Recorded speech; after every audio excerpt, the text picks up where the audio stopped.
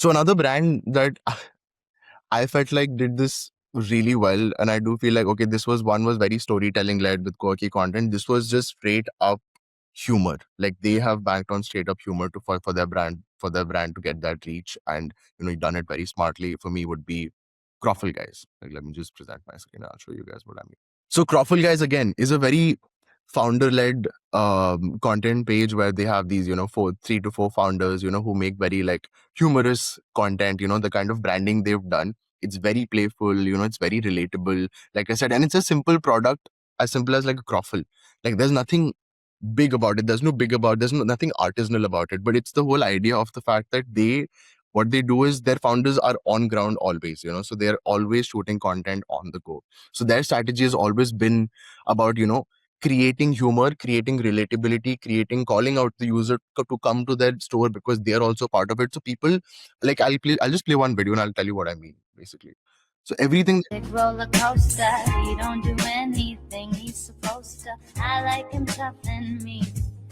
Jim is the worst. Like here, the quality of the content is also not like extremely high. It's not something that we're harping on. We're harping on the fact that on social media, people relate to real life, real time content pieces, and that's what they've been doing really well. So I'll just play one of the other videos as well.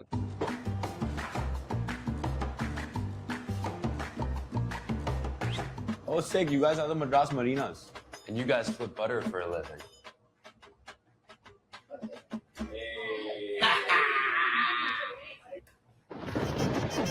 So the interesting bit is that their strategy involves doing real-time content, humorous content pieces that, make you laugh and smile.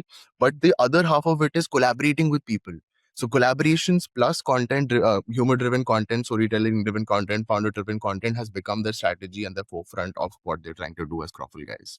And that does really well. They have insane amount of engagement, insane amount of people coming onto their page. They have collaborations with people. They're shown on like different podcasts. I am a lover at heart. I can't help that. Oh my god!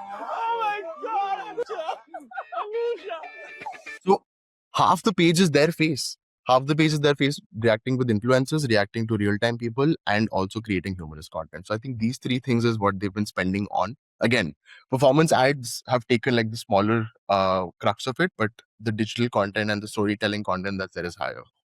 Yeah, no, they have actually they came on Shark Tank as well, on which they actually shared the numbers on how much they spend, and all their allocation was toward the marketing work that they're seeing, which is organic content, right? Collaborating with influencers, all of that, and nothing for performance. At least when the episode aired, they were not doing any performance, right? And they were purely allocating their budget to content, high content production, distribution, stuff like that, through more interesting ways, like you mentioned, right? The unleashed pillars, right? Yeah. So that's another interesting. So from the two examples you've shown right now, are you telling me that if you're in F&B, right, and you're starting a brand, when you're trying to allocate budget, you're reaching out to the audience, brand building and all of that happens through stuff like what you've shown me? Because at the end of the day, obviously their product is good. That is why they're able to sustain and open more outlets and all of that. So say the product is good, but people are not finding out about the product through, really nice ads of like the truffle in slow-mo, it's turning with the Nutella falling or anything of that.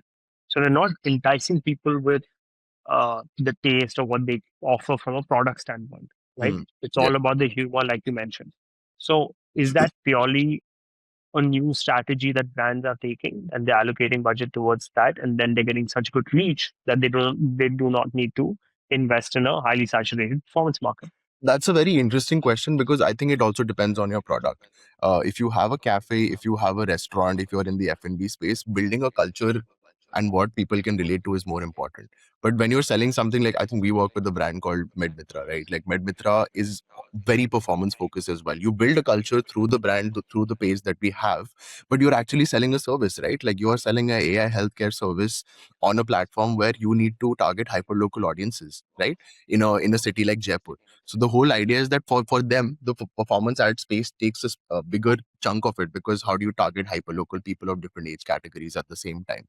So I feel like it depends from industry to industry. When it comes to F&B, yes, to answer your question, but when you're building a product, a singular product, maybe a tech-based product, maybe a D2C consumer product, which is not, part of retail, there is a need for information-led content through performance ads. But for a restaurant and an F&B space, I think this is a great strategy to adopt.